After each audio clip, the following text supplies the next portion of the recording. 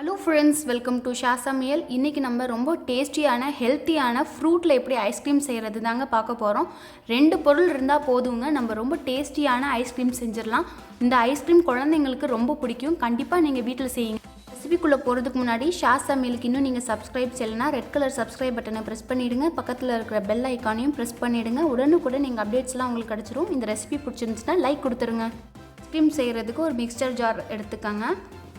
நான் வந்து வாட்டர்மெலானை ஒரு 4 மணி நேரத்துக்கு ஃப்ரீசரில் வச்சுருக்கேங்க. 4 மணி நேரம் இந்த ஃப்ரூட் வந்து நல்லா ஃப்ரீஸ் ஆகிற வரைக்கும் நம்ம வச்சுக்கணும். நல்லா சின்ன சின்ன பீஸாக கட் பண்ணி அதில் இருக்கிற கொட்டை எல்லாத்தையும் எடுத்துட்டு 4 மணி நேரம் ஃப்ரீசரில் வச்சு நல்லா ஐஸ் ஆகிடுச்சு. இப்போ நம்ம இந்த மிக்சர் ஜாரில் சேர்த்துக்கலாம்.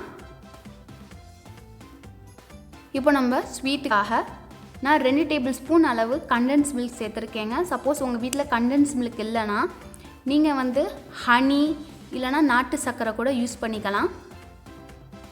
இப்போ நம்ம மிக்சர் ஜாரை மூடி நல்லா இதை ஸ்மூத் பேஸ்ட்டாக அரைச்சிக்க போகிறோம். அப்பப்போ நீங்கள் ஸ்பூனால் கலக்கி விட்டுக்காங்க. இல்லைனா அங்கங்கே அந்த ஐஸ் கட்டி மாதிரி அந்த வாட்டர்மெலான் வந்து இருக்கும்.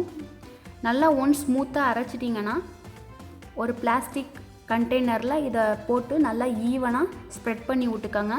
ஸ்ப்ரெட் பண்ணி விட்டு நீங்கள் 1 மணி நேரம் ஃப்ரீசரில் வச்சா போதும். மதியானத்துக்கு குழந்தைங்க வரும்போது நம்ம இதை ஃப்ரீசர்லேருந்து எடுத்து அவங்களுக்கு பவுலில் வச்சு கொடுத்தா ரொம்பவும் விரும்பி அவங்க சாப்பிடுவாங்க.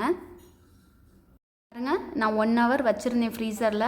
இப்போ நம்ம அந்த பாக்ஸை ஓப்பன் பண்ணுறோம். நம்மளோட ஐஸ்கிரீம் வந்து நல்லா ரெடி ஆகிடுச்சு. நல்லா சூப்பராக இந்த மாதிரி ஸ்கூப் இல்லைனா நம்ம குழம்ப எடுப்போம் இல்லையா, அந்த மாதிரி நீங்கள் கரண்டியை வச்சு கூட இந்த மாதிரி எடுத்து பவுலில் சர்வ் பண்ணலாம். குழந்தைங்களுக்கு எவ்வளோ ஸ்கூப் வேணுமோ அவ்வளோ ஸ்கூப் நீங்கள் எடுத்து அந்த பவுலில் சர்வ் பண்ணி கொடுக்கலாம். ரொம்ப ஈஸியாக ஐஸ்கிரீம் வீட்டிலே செஞ்சிடலாங்க. சாப்பிடும் போது அப்படியே வாயிலே கரைஞ்சிச்சு. அவ்வளோ சூப்பராக இருந்துச்சு இந்த ஐஸ்கிரீம். கண்டிப்பாக நீங்கள் வீட்டில் ட்ரை பண்ணி பார்த்துட்டு உங்கள் ஃபீட்பேக்கை கமெண்டில் தெரியப்படுத்துங்க. ரெசிபி பிடிச்சிருந்துச்சுன்னா லைக் பண்ணி ஷேர் பண்ணிடுங்க. மறக்காமல் ஷா சமையலுக்கு சப்ஸ்கிரைப் பண்ணிவிடுங்க. தேங்க்யூ ஃபார் வாட்சிங்.